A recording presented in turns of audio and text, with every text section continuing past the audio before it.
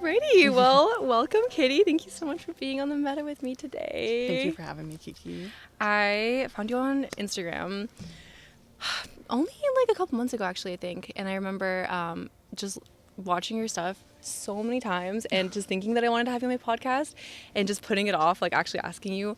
And then finally I asked you and you were like, yeah, let's do it. And then I was like, do you by any chance happen to be in Southern California? And you are. And so now we're here in the Meadow and I'm just so happy to have you here.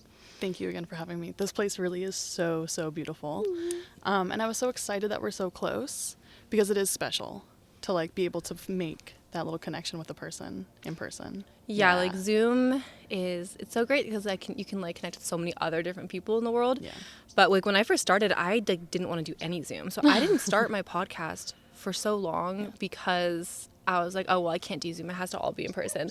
And then obviously like it was really nice to be able to do like Zoom stuff to connect with people. But like again, in-person stuff is like you cannot beat it, you know? Like even just like having you get here, you brought me flowers and your poetry book, which we're going to talk about in a little bit. Yeah. But yeah, so welcome. So if we could start out with just talking a little bit about first like what you do, what you're all about. And then I'd love to dive into, I'm a sucker for like transformation stories. Yeah. And so if you give us a little bit of like who you used to be, where you used to be, and like how you found this work and like what personal transformation you went through that led you to what you do today. Yes. I am primarily a writer. I love to write poetry, but I'm also deeply passionate about creativity in general and the healing power of creativity. And so what I've been doing for the past couple years is just being like extremely vocal on social media about little bits and pieces that I've learned from my own creative process in the hopes and the intention of empowering other artists and other creative people. And that has led me to what I do now, which I call creative coaching. So I work one-on-one with people that are looking for a little bit more guidance and support when it comes to pursuing their own creative path. Yeah.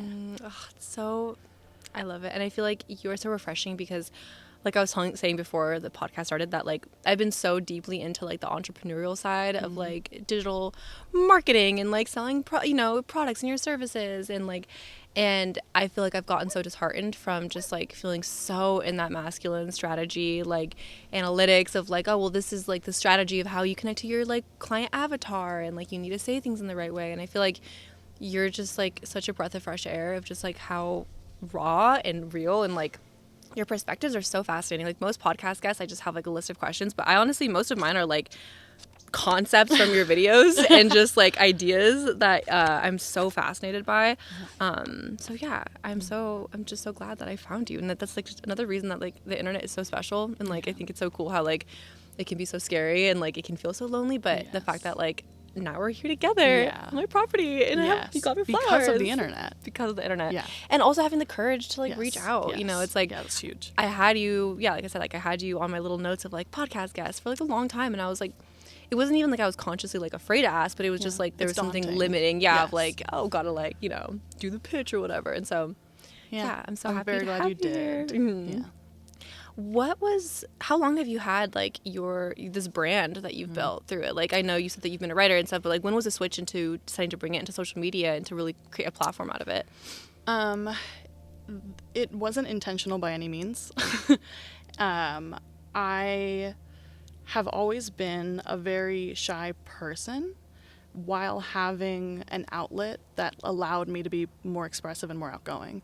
It's like when I was a kid, that looked like theater. Like I was a quiet kid, but I had somewhere where I was allowed to be like loud and be a character. And then when I was a little bit older in high school, that was speech and debate. And then when I graduated from high school and went to college, that was the first time in my life where I didn't have that kind of outlet. And it was really crippling. And I fell into a depressive episode for the first time ever. But I knew enough, and I knew myself well enough where I realized I needed some kind of outlet, that there was some kind of link between my self-expression and like my ability to assert myself or express myself and my mental health. Like that period of time made me really curious about the relationship between creativity and our mental health. And And then like fast forward a couple years, I started like really writing poetry consistently. And then I went to go post my poetry on Instagram, but that's like so scary. And I remember feeling so annoyed by how scary it was to share my stuff. And so that like re-solidified that like, okay, there's something here, the creativity and the mental health stuff. But so my like whatever journey of taking care of myself and my mental health and like reading self-help for the first time and going to therapy, it was always coupled with this curiosity about creativity. And so that led me to create a magazine in 2018 called OK Cool Magazine. And I was trying to make like mindfulness magazines, but about creativity. So I was interviewing artists that I really liked, and I was using Instagram to ask other people to submit their artwork, and I was making these print magazines for a couple years. And then I stopped doing that during like COVID because I was making TikToks primarily about astrology. Just because that was something that I was also interested in. Yeah. And then I was learning so much more once I like got myself on TikTok. Like there was an astrology niche like pre-existing. And I started making videos kind of for the fuck of it. Am I allowed to curse? Yes, please. I curse so fucking much on the show. Okay, good. Like, sorry, Grandma. But there was nothing happening, and the world was shut down. I was making TikToks in my bedroom, and it was taking off. Yeah. And that was so exciting to me. And for whatever reason, I felt like I couldn't do the magazine and pursue astrology at the same time. And because the TikToks were working, I like leaned into that. Yeah. So I grew most of my audience online as like an astrologer, tarot card reader. Interesting. Yes. I love to hear that. That's so interesting, because I feel like sometimes you feel like you can't like pivot when you build a platform. I love a pivot. That's so cool.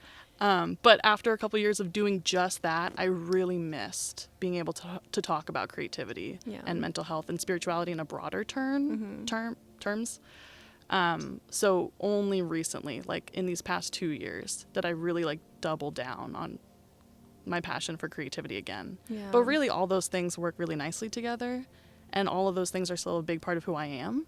But this like personal brand that I've created was just like a series of me doing whatever felt right in the moment, you know? That's so inspiring. Yeah. I love that so much. And so how long has it been since, your platform as it is now? Like, how has it looked like that for how long? It's okay, it's not exact or anything.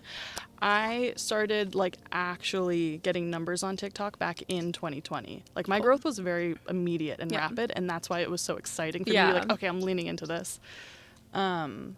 And only recently, like as of May this past year, I've had a lot of growth on Instagram. That's been like very, very fresh. And that's only because some TikToks that I reposted started doing really well. Yeah. So I like doubled down over there. Nice. Yeah. I feel like the biggest theme that comes up for me when it comes to like showing up is this idea of like just being seen and like the fear of being seen. Yes. Was that something you had to work through when you started your TikTok, or was it like because it was so fun and so playful that you didn't have as much pressure? Just curious about your journey with the art of being seen. Yeah. I, even before jumping on TikTok, I remember really wanting to start a podcast, and that was so scary to me. Yeah. And at the time I was in therapy, and I talked about it with my therapist, and she recommended just like writing out a script of what I wanted to say in the episode, and if that helped me get a little bit more like confidence under my belt, because I wanted to film. Like in my head I was like, if I'm doing a podcast, like I want to full send it. But then actually sitting in front of my camera is like so scary.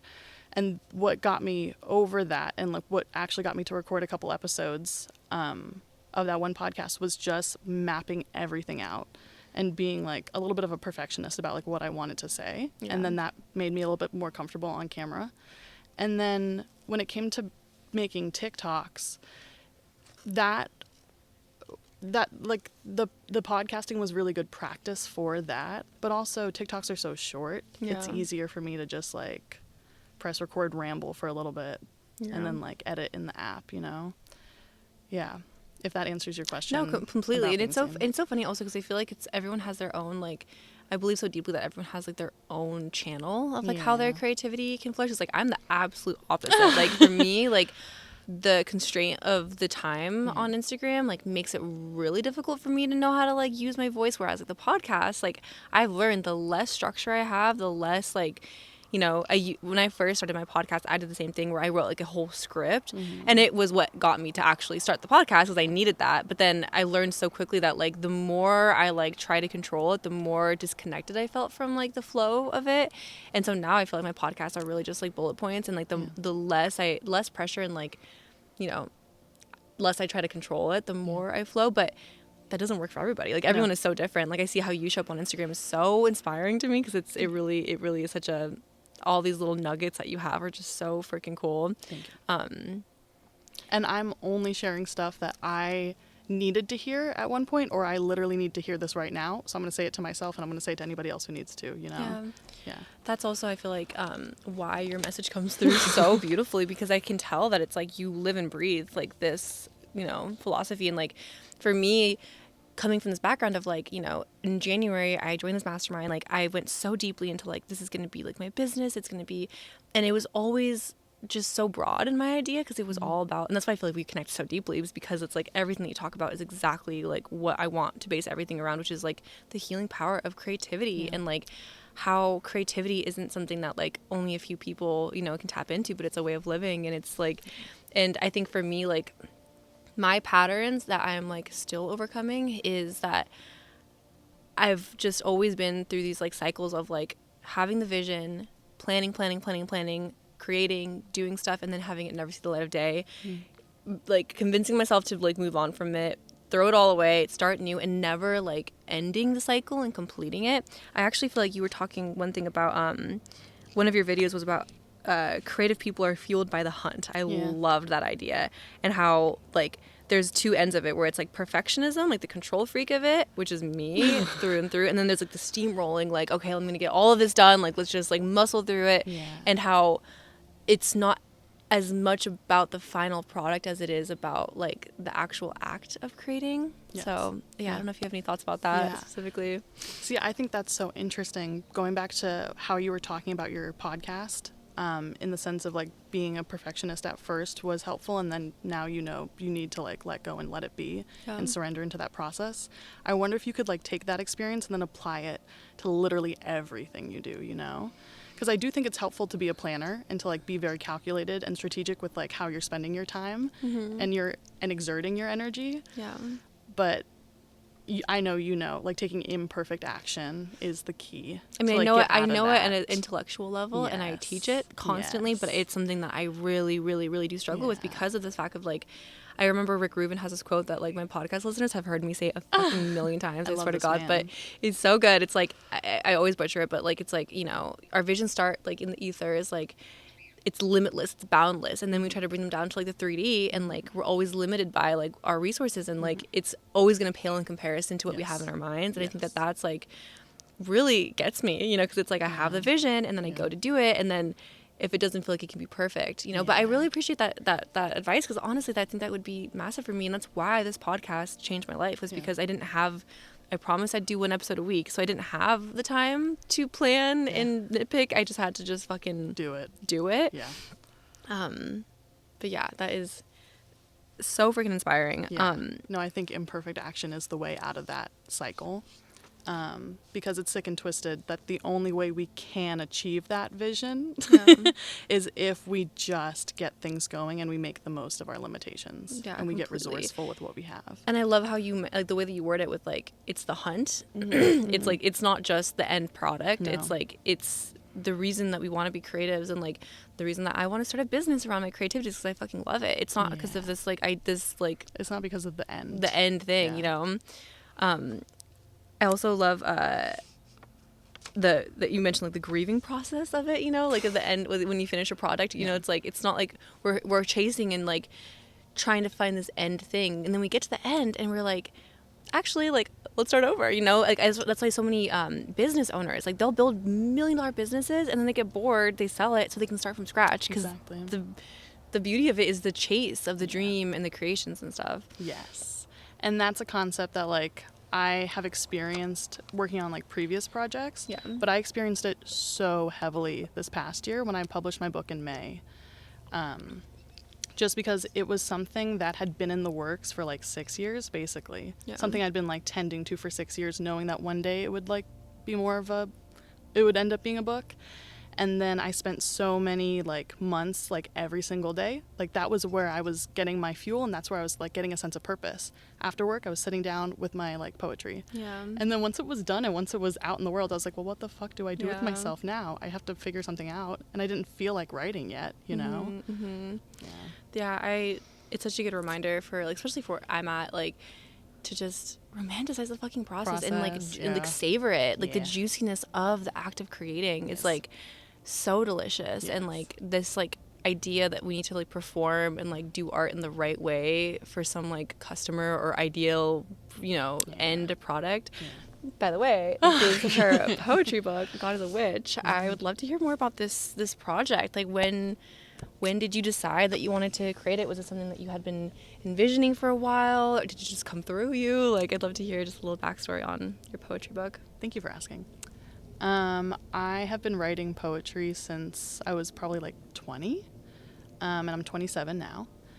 And I'm a Virgo. I love I love a goal. I love like a reason, like as to why I'm doing what I'm doing. So like even when I was like sitting and writing poetry like haphazardly, in the back of my mind, like I knew I wanted to like make a book. And so I was just writing a lot for the past 6 or so years. And then in 2022, maybe, I found a woman named Chelsea Diane on Instagram, who's a poet and also a poetry teacher, and I started taking her online classes.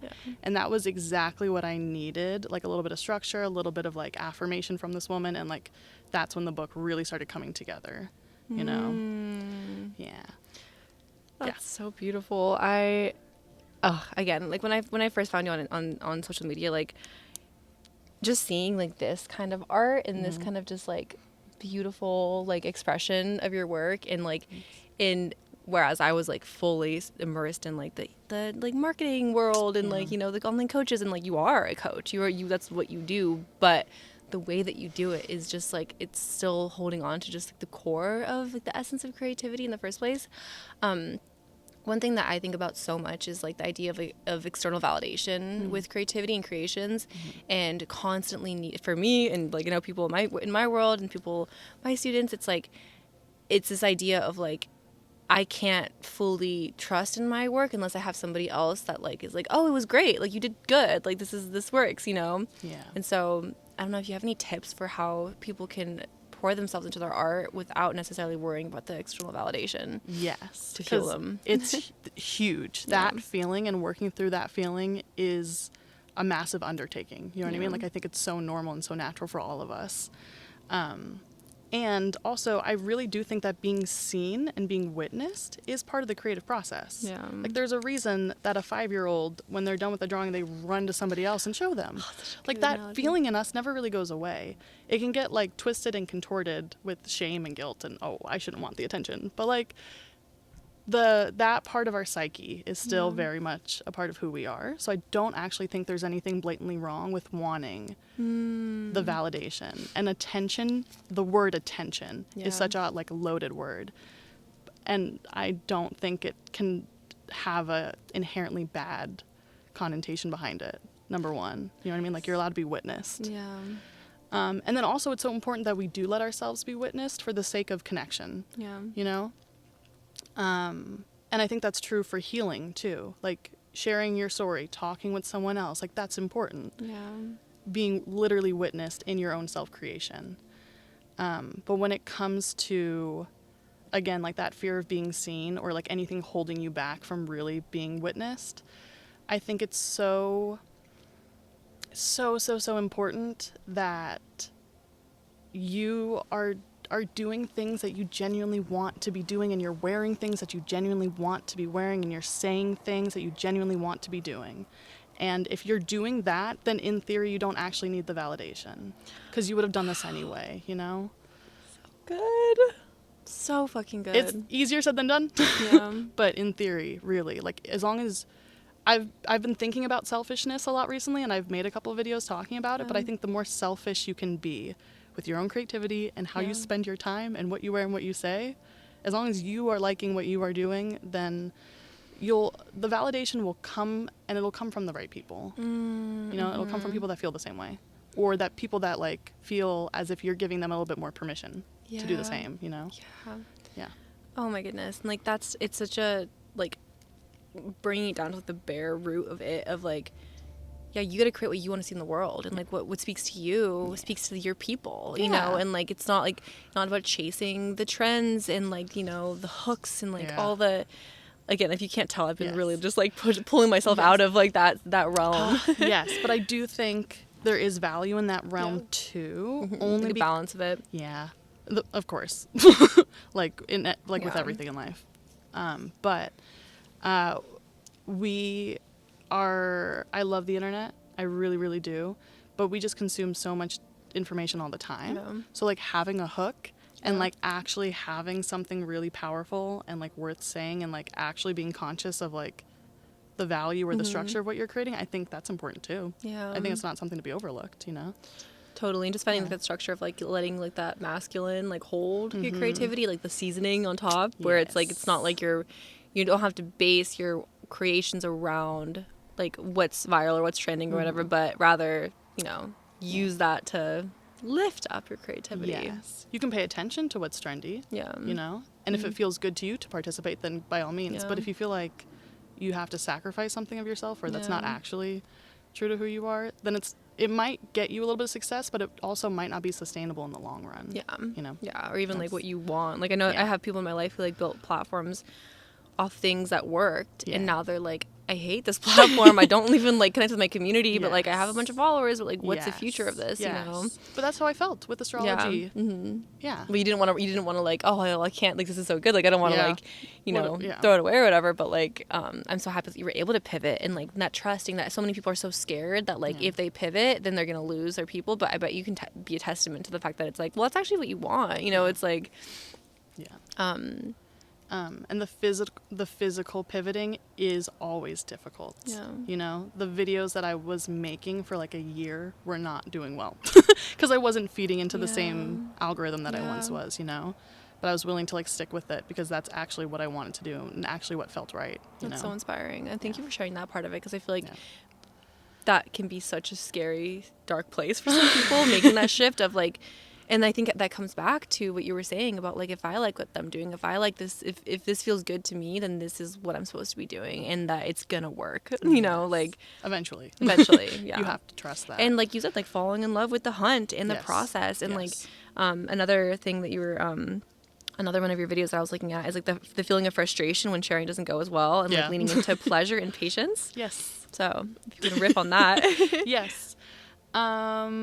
I'm trying to remember what like prompted me to make that video, but it most likely was a series of videos just not working out, you know? And I think that's a very also common experience for people to like spend, whether it's like content creation or just any kind of art form, to spend so much time working on something or feel so proud of it and put it out into the world and then get so frustrated when you didn't receive what you were hoping for, you know? And I also think that psychs us out of not doing things sometimes, the fear of disappointment and like the fear of failure, really, that's what it is. And feeling frustrated about what we would consider a failure.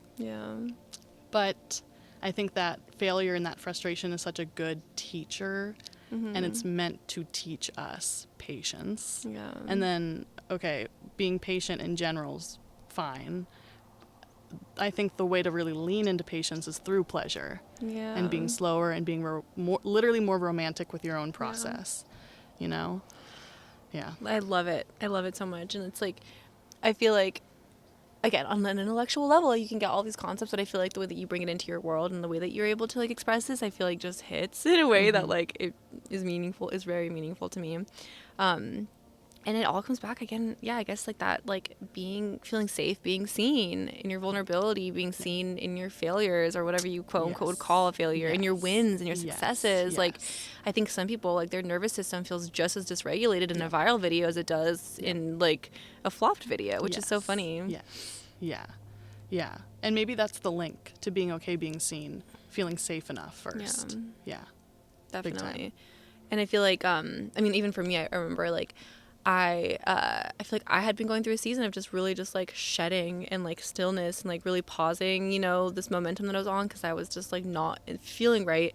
And coming out of it, like I just came to like social media to just share, and I just like had so much on my mind. I went on my stories and I just wrote out like so much, and then I ended it, and then instantly I was like, oh my god, I said too much. Like no one wants to read this many pages. Like what did I do? Like this is so vulnerable. Like oh, this is like cringy. There's some typos, and there's typos in all my shit. I'm so bad at that. And like, and then remembering just like hold myself through it, and then just like relax and feel safe in it. And then not that I needed the response, obviously it felt good, but just to have that patience and see all the response of people being like, thank you for sharing, thank you for being vulnerable, like this was exactly what I needed to hear.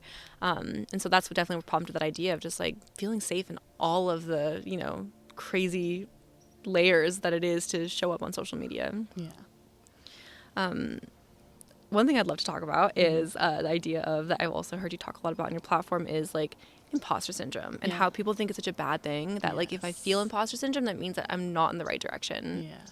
Let me know your thoughts on that. I think it's the opposite. I think whenever we feel a wave of imposter syndrome, it's almost a prerequisite to the fact that like you're about to do some really cool shit. You are. Imposter syndrome is, as far as I like understand it, the feeling of like being inadequate, feeling like you're not credible enough, you're not educated enough, you're not prepared enough to like go do something that you really want to do and something that you really want to try. And it might be like an intense understanding of this, but I really believe that imposter syndrome is a direct byproduct of the society we exist within, and the social context we exist within. And the more marginalized your identity is, I think it makes sense that the more imposter syndrome you're bound to feel. Like you're marginalized by the structures that we're participating in politically and socially and economically. But our psyches like take in everything. Our body takes in everything. So of course some people don't feel credible enough and educated enough to go do whatever they want to do, and I think that's the feeling of imposter syndrome is weaponized. And that and it makes it all the more important that you let yourself feel like an imposter, and then you do go try that new thing. And I think every single time you're trying something new, you're gonna feel like a fraud. And that's okay. You're allowed to try. You're allowed to be brave. You're allowed to fail at it. And you're allowed to also like not like it and do something else. Or if you do like it and you're bad at it, you're still allowed to do it. Oh my goodness. And it's, I think also like knowing that like if you weren't feeling imposter syndrome, that probably wouldn't be a good sign. Like that is so powerful. When things are too easy, then there's no challenge and no reason for us to rise to the occasion. I think imposter syndrome is like a good little like invitation, like okay, like this is an opportunity for me to really step up. And like even when it feels like scary and uncomfortable and like not even good sometimes, like do you believe that like I think a lot of people can kind of just like look at that and be like, oh, I'm not in alignment, I'm gonna run away and like do something completely different. Would you say that like sometimes alignment is scary and really fucking uncomfortable? Yes. Big time. And what's interesting is that I also, do you know Gala Darling? I don't at all? Okay, she's a woman, she's an author and a very wise lady who teaches a lot about EFT tapping. Love EFT. Okay. So I love tapping, but mainly because of her. And she really preaches like the importance of feeling good in your body, feeling good in your life, So when it comes to alignment and like my understanding of alignment, like I do think feeling good is like extremely important, and like regulating your nervous system, whether it's through tapping or something else, to feel good. Simultaneously, I also think it's so important that we live this life courageously. And I think the only way to achieve real alignment and feel really alive, because I think that might be the secret sauce of alignment, feeling really alive, the only way to access that is through being really afraid. Yeah. And then working up the courage to actually do what you want to do Yeah. and live the life that you want to live, you know? Yeah. So sometimes alignment doesn't actually feel that good. And it's that bridge, you know, it's like when I Yes. first like hit record for my first podcast, like I wanted to throw up. Yes. Like it felt so, Yes. so horrible. And like Yes. now this is where I feel the most alive, you know? And I think Yeah. that something I also have been thinking a lot about recently has been just like the cycle of growth and the spiral of expansion that we go upwards, where I feel like sometimes like you can feel like you're going backwards a little bit because you're growing so much and you're taking these new leaps and you're doing such more bold things that there's that little in between time. You know, I don't know if you felt this at all when you were transitioning from your astrology into your creativity world or whatnot, but I think also like the more we grow, the more we heal, the more we learn, we like know better. And like, at least for me, like I see my patterns and my like the old patterns that come up. And so, yeah, I don't know what your thoughts on are like just knowing that like as long as you hold on and keep moving forward, like that next step is coming too, you know? I hope that made sense. I don't know that like no, it really does. And I think that we've been taught to see growth as this like linear exponential thing when that's not true. That's like absolutely not true. You know, it is cyclical. And sometimes you do need to go backwards in order to go forwards. And you do need to revisit the past to be like, oh, actually this was actually really beautiful and I'm proud of myself for this, or actually I never ever want to do that again. You know, like we need little moments for whatever reason. Like that's just the way growth works. It is it is a spiral. Yeah, not just like like I made it, like Yes. I'm healed. Yes. I've done it. Yes. And I've also left home and I've moved back so many times. And that was like where I really like learned that lesson firsthand. Yeah. That I can move back home, but I can still mentally and emotionally be in a very different place, even though I'm physically in the same place, you know? Yeah, I love that. I love that perspective. Another thing that I saw a lot on your page was just about like the idea that the power that we have of creating ourselves, you know, and like how authenticity isn't something just about like, oh, well, you just have to find like yourself, but rather that we can constantly become, and that we put ourselves in these boxes, both like we put ourselves in boxes and then we're put in boxes by other people. What would your thoughts on just like reality creation, starting with your identity? Kiki, I have a lot of thoughts. Let's get into it. My like probably my like biggest whatever trippiest concept that I'm like really that has like become a part of how I like spend my time and like how I live my life. The concept that I love, that I'm currently in love with, is that life itself is a creative process, and consciousness is a creative process, and that means that we embody. I'm so sorry.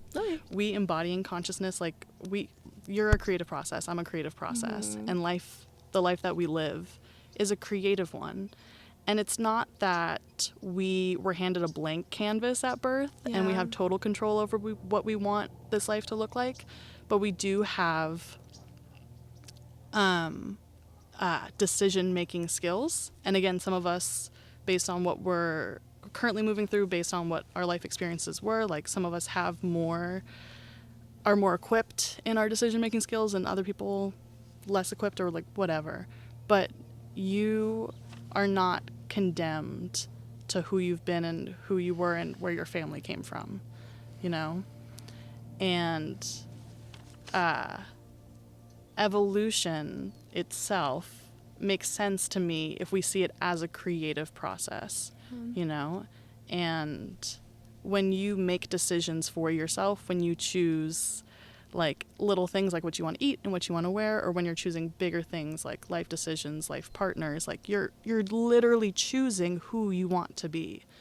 And when you become aware enough to like realize a pattern that you have, and if you are actually like privileged enough to choose, okay, I'm gonna participate in this pattern again, or like, no, I never want to do that again, that's massive in your own self-creation and who you're gonna be in 5 years time, 10 years time, you know?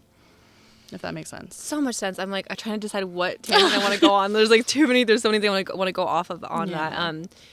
The first is, I guess the first is just like, do you think that we overcomplicate like this new era of healing and like subconscious reprogramming, shadow work? Like, how can we use like the creative act and the creative process to do it lightly and with joy and love versus thinking it's just like this heavy burden that we have to like suffer through to be able to get out of. Yes. Okay, I think it's complicated because I love talking about shadow work. I love, I don't know, digging deep into like our psychology and like why we are the way we are. I think that's why I love astrology, really, because I like understanding people. But I think it's more so important that any kind of shame is removed from what we're doing. Yeah. You know?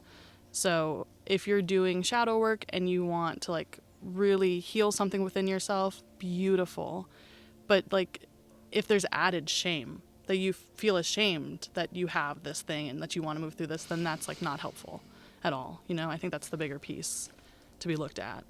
That it's not your responsibility to be perfect. It's not your responsibility to be totally healed. And it's probably actually impossible to be fully healed. As long as you're a human being, like it's just not going to happen. Yeah. I and that's okay. love that point, because I think that like the biggest lessons that I'm learning in life right now, number one, a topic I want to talk about is like the art of starting over and like knowing that you get to like at any point, that it doesn't matter if you didn't show up the last couple months, the last year, you know, if like you know, have been self-sabotaging, whatever it is, or like you've been going down the path that you actually, you know, might not want to be doing anymore, and like being able to start over. But how much like shame we carry with us, where it's not about like the fact that we didn't show up the way we wanted to, but the way that we make that mean something. So yeah, I don't know if you have any like opinions on how like to lovingly carry yourself out of that, and like what to do when you do feel that shame and that guilt, which is like the worst emotions that we can feel. Yes. Yeah. I think the only thing that has really helped me give myself permission to snap out of that is understanding that I'm allowed to change my mind. You know, I'm allowed to change my mind about anything at any point in time. And that's a bit of wisdom that I've learned from a woman named Angela Gallo, who I've looked up to for a shit ton of years. And also just another woman that I found on Instagram. Yeah. And through her teachings, she made me realize how much women specifically are socialized to like not be too flimsy, not be too crazy, like, oh, you said you're going to do this thing, like you're not allowed to change your mind. Like, absolutely not. I'm allowed to start over. I'm allowed to change my mind. I'm allowed to walk away from this thing, and I'm allowed to start something new that makes absolutely no sense, but I'm going to do it, you know? And like the shame, it gets quieter the more you give yourself permission to just like, I'm just going to change this thing and it's going to be okay. You know?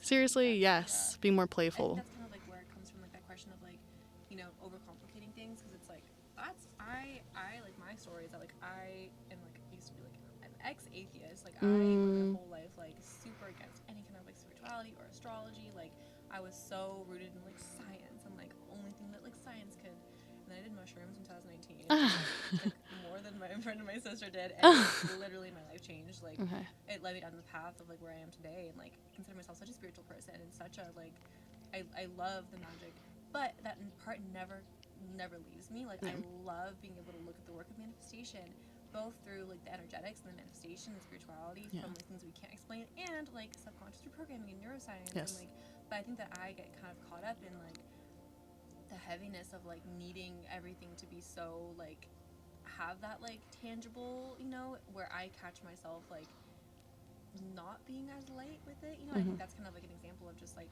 we get to kind of just take it easy, you know, and we get to do the hard work and we get to do the shadow work, but we get to also have fun and use creativity as an expression of healing, you know. Big time. So I feel like, oh my gosh, there's like what do I want to go on? What are your thoughts on, okay, so I love this word, this concept I think is so used, especially in like the manifestation community, of like timeline jumping.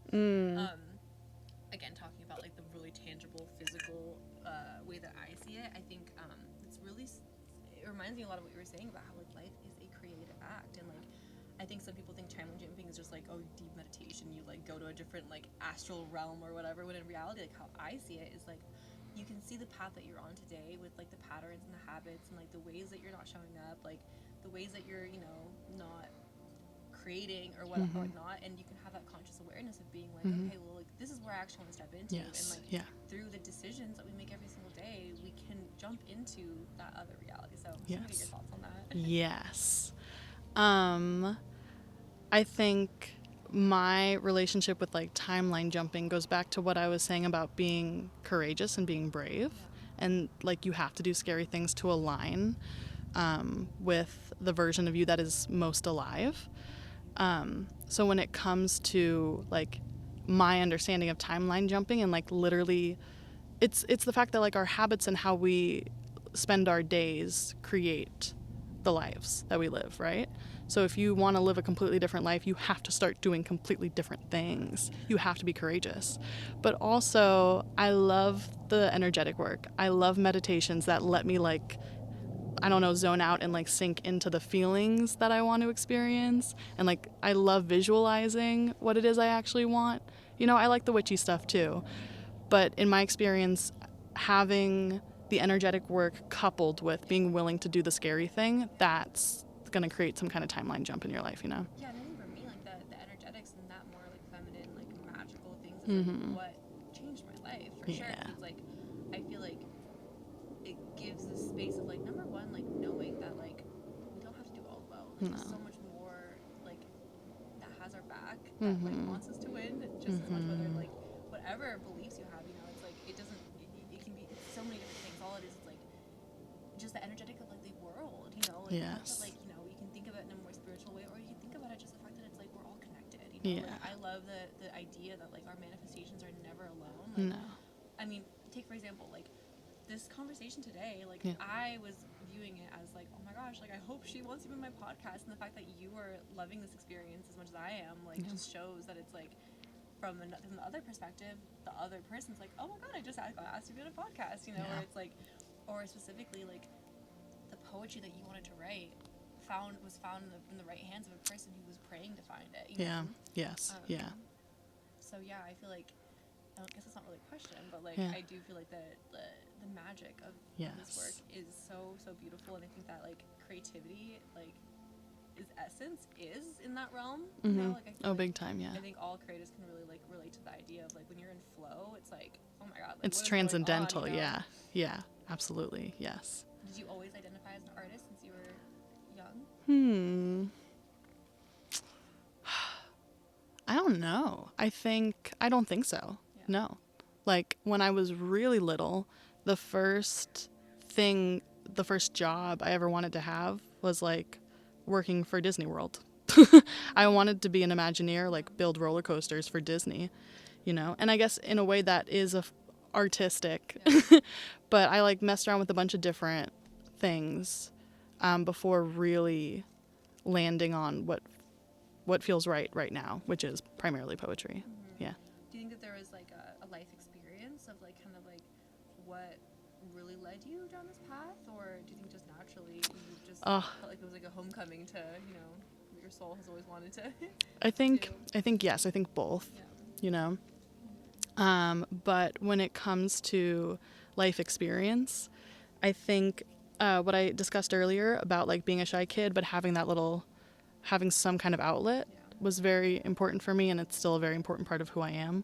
Like in many ways, social media is that outlet for me today.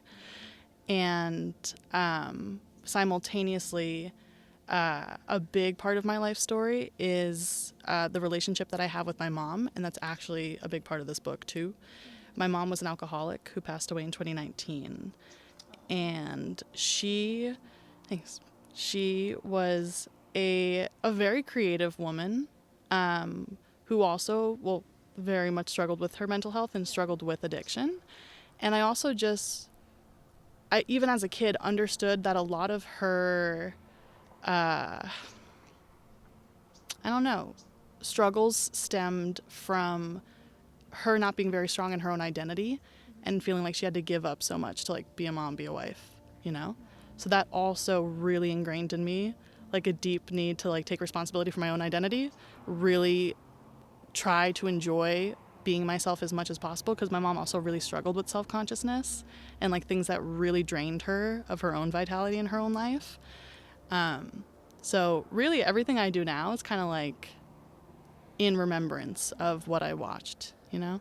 Guys, Yeah. thank you so much for sharing that. Yeah. I really honored that you shared that. Yeah. Thank you so much. And I think that it is such a beautiful testament of like the transmutation of that through art, and like talking about like generational trauma, you know, and like how much it is given, you know, to us, and Oh, yeah. to be able to stop that, you know, because it's like your mom probably learned it from, you know, her mom and Yeah. stuff too, you know. Yeah. And I think it's like, yeah, it's so beautiful. Like, I just want to cry just thinking Oh. about like that this can be this beautiful transmutation of that energy into a way that's like not only healing yourself, but healing all the people that you're impacting today. Yeah. So Yes. awesome. Yeah, of course. Yeah. I'm gonna put it right here. Oh. Another thing I want to talk about is abundance. Yeah.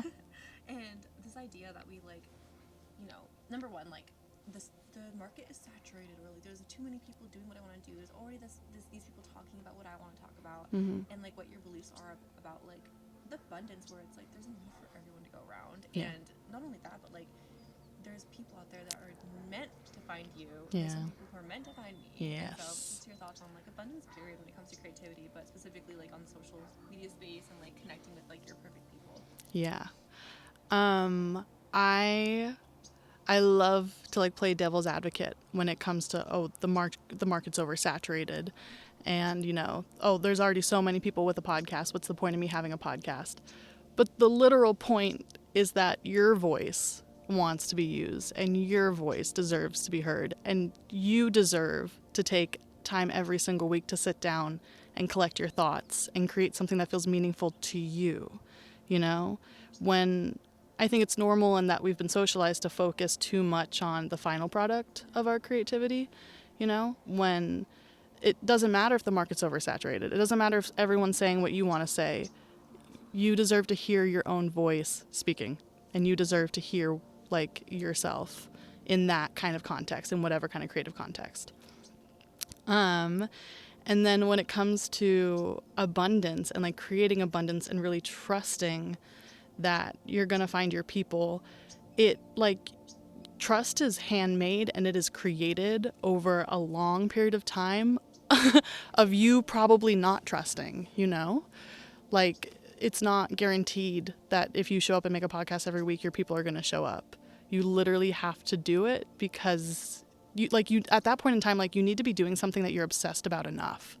You're passionate about enough that you're committed to doing it even when no one's listening, you know? And then I can tell you that after a period of time, you will find your people / they will find you, you know? And there's a woman named Julia who I love and I found through TikTok, and her is like Squishy Snorlax or something cute like that. She has made a video in the past talking about how abundance literally comes from us. Like, we are each other's abundance, you know? If you're creating some kind of offering or you want to sell a book, you want to sell anything, like, you're selling it to a person. And like, this is a relationship, you know? And if you can keep that in mind when you're creating, I think that's so important. Like, who is your ideal client? Who's your ideal customer? Like, you make what's going to serve you, but then also if you're really thinking about abundance and you want to create more in your life, well, then you have to think about the people that are going to receive this thing, you know? And it is a relationship. And I love like mentioning that now. It's just part of the conversation because I feel like, you know, as I've mentioned a couple times already, is like coming from this like super marketing, like super like masculine strategy world that I've been in this past year, and it almost watered down the true meaning of what that means. Yeah. Like, my avatar, you know, it sounds so like masculine, but the truth is, it's like actually it's a person. That's a person. Yeah. You know? And you know, just looking at my community that I've created, that like a year and a half ago, I could never imagine that I have people every week tuning in today. And I look at them and I'm like, you guys are just like, how perfect are you guys? Like, I look at people that are in my world and I'm like, I feel more seen for myself, you know. And not only that, but I think that, you know, we're all speaking to like a younger version of ourselves too. Pivoting a little bit into like leadership and like teaching, you know, I think it's, and I guess that also comes to do with like imposter syndrome and whatnot, about how like we think that like in order to show up and teach and like call ourselves like a coach or to be able to guide others in a way that's not just inspiration, you know. I think there's like that like line between like, oh, I show up to talk about my inspirations and like what's on my mind versus like I'm a teacher.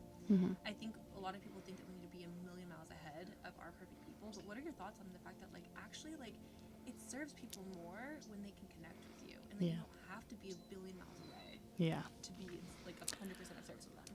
I think this world does and will become a much better place when we have leaders in general, in a micro scale and a macro scale, that are willing to show up imperfectly and are willing to show up honestly, and that we all understand that no one person is perfect, you know, and so why would we really expect that from our leaders? But when it comes to like working through your own imposter syndrome stopping you from taking on more of a mentorship role, in my experience, what has helped me work through like my own doubt is like the experience of whatever I'm teaching to somebody else, whatever I'm sharing with someone else, it becomes 10 times more solidified in my own body, you know? Like, if I'm like, and that's true for anything. I think when it comes to like not just what I do, like creative work, spiritual work, but just like even mathematics. If I were to sit down and like break down an equation to you, it's gonna like be stored in my brain so much stronger than it was before. Oh my Yeah. gosh, I love that. And I think also it reminds me of the idea of like, and I'm speaking from experience of just like getting into these like places of like, oh well, like I struggle with this thing, so how can I show up and teach people? Yeah. But in reality, it's like that's why Yeah. you're the Yeah. perfect person Yes. to teach. Yes. A person who's never dealt with No. imposter syndrome No. or anything that No, you don't want to learn from them. No. So it's like it's actually that shows you that you should be. Yeah. Yeah. You want the guy that's gone to war, that has seen the battle, and then he can like help guide you forward, you know? Like you want the leader, you want the teacher who has the wound, and the wound might still be open, but they also have the medicine, you know? Oh my gosh. Yeah. So good. This is like okay. So this one question I have that's like kind of about a question from earlier, but another quote that I saw on your page is that is your current fears is what's keeping this version of you alive. Yeah. That was such a mic drop for me. Talking about our subconscious mind, you know, and how our comfort zone and like the person that we are, our ego doesn't want us to change. No. You know, and so I think I know I've talked a lot about this already, but like if you have any other thoughts on just like one quote as well is that you said that you were born brave and over time you became afraid. So I'd love to just Yeah. talk on that. I use the word ego in that video, but I also don't think ego is inherently like a bad thing too. Yeah. You know, it's when Rap. yeah, our ego is more or less our current identity, like currently how we see ourselves, and also maybe the like any kind of fear of embarrassment preventing us from stepping outside of that ego, that identity, you know? And so literally, yeah, I think your current fears, while they might be very valid, they're also keeping this current version of yourself alive. Self-preservation, you know. Big time, you know? And when you literally step outside of your comfort zone, you are opening up the door of uncertainty, and that's scary because you're being asked to be a different person than you were before. Yeah. And it's like the grieving process of Yes. your old self and Yeah. the parts of you that kept you safe. Yes. That it is now safe to let go of. Yes. You know? And also, sometimes it's not a one-time thing. Usually you have to rip off that Band-Aid over and over and over again to like actually get to a place where you're feeling more brave and more confident in yourself. Like, Yeah. kind of spiral again about, Yes. like, you know, every Yeah. level is like, it's like with my podcast, like I got very comfortable in it where it's now it's like, all right, it's time to jump off the next bridge. Another one. Yeah, So it's, exactly. like, lose a little bit, Yes. things a bit more. But, Yes. you know, And you should be really proud of yourself for that because it's so easy to just do what is comfortable, you know? There, nice Yeah. and cozy. Yeah, big time. I mean, even just like the smallest, like doing these in-person like video podcasts. Yeah. Like, I did the first video podcast this summer, and like I was scared shitless. Like, Yeah, I it was is scary. going from like just speaking my voice on audio in my room and like with my crazy hair, just, like you know at midnight. To, all right, like I'm gonna put the cute like shirt on. I'm gonna try to do my Yes. hair, whatever, and like even that, like the way that that's opened up a portal for Yeah. so much abundance to come Yes. through, and it was so scary at first, but it comes like that same idea of like. You gotta take the messy action. The first video was shitty, and now they look great. You know, Yeah. and like I would have never gotten a great video if I waited and For the planned, perfect you know? time. Yeah. Yes. I'd love to end this conversation on, especially as an astrology girly, and more just like the energetics. I feel like the energy we're in as a collective. Like, do you feel like we're entering like a new paradigm of what people want and desire, and like, and also just how what it means to show up? I think that we're like moving away from like a celebrity culture and like idolizing. Another part of it, I think as well, that I talk about a lot is like the old paradigm. I feel like was like this guru on top and like the followers below, like the leader like that knows everything and then the followers below. Whereas now I feel like it's more of this ecosystem where like we all have our gifts and medicines to share with each other. So if you have any thoughts on your ideas of that? Yes. This month, the planet Pluto's moving into Aquarius, and that ends one 20-year cycle and begins another one. But also more than that, like we're at the very beginning of a 2,000-year cycle, which is named the Age of Aquarius. And Aquarius is the humanitarian of the zodiac. Like this energy is very communal. And I do agree with you in the sense of certain hierarchies are losing their credibility, and I'm sure we're going to see more like power grabs and power dynamics just change in our lifetime. But I'm so excited, especially for creative people and artists, specifically because of the internet. But I don't think the internet is like the end all be all manifestation of this. But I do think the more people that we have that are empowered enough and confident enough and have enough resources so they can tap into their unique gifts, the more artists we have creating things and showing up, the less of a hierarchy there is, you know? And I guess that's not only true in art, but in other areas of life too. But the more people we have really being honest with themselves and just doing things that they want to be doing and participating in their lives in a very active way, that's the power to the people, like, coming back, you know? I love that. And I think that also reminds me of the idea of like, I had this like light bulb moment a couple weeks ago where getting caught up in like, oh well, this brand already exists, you know, like, this is already out there. And then I remembered it's like, well, like reality is constantly evolving. Like there's always going to be a new brand. There's always going to be a musician, and like we want that. Like we don't want everything to just like die and stale, and like we only have this to pick from. You know? Yes. Like, yes. And so I feel like that also has to do with just like just fucking creation, man. Yeah. Yeah. Yes. Okay, well, thank you so much for being on the show. I have one last question for you that I ask all my guests. If there were one word you could use to describe this next season of your life, what would it be? You can choose one or two. You can take a moment to think about it, but Thank you for this. I think my word would be satisfying. I want to call in a satisfying season. Yeah. Yeah. I love that question because I feel it's so beautiful hearing everyone's so different. It is beautiful, yeah. Do you have one? I don't actually. Audacity. Yes. I love that, yeah. Big time. Just taking up space. Yeah. Being seen. Yeah. Thank you so much for being This on was the show. awesome. It's been so lovely. Thank you for having me. It's been so great. Oh, I'm so happy. There's going to be a part 2 in the future. Oh, hell yeah. Wherever else we're going to be in the world. But yeah, thank you so much. It's been lovely. Thank you, Kiki. This was awesome. Yeah. All right. Bye. Sweet.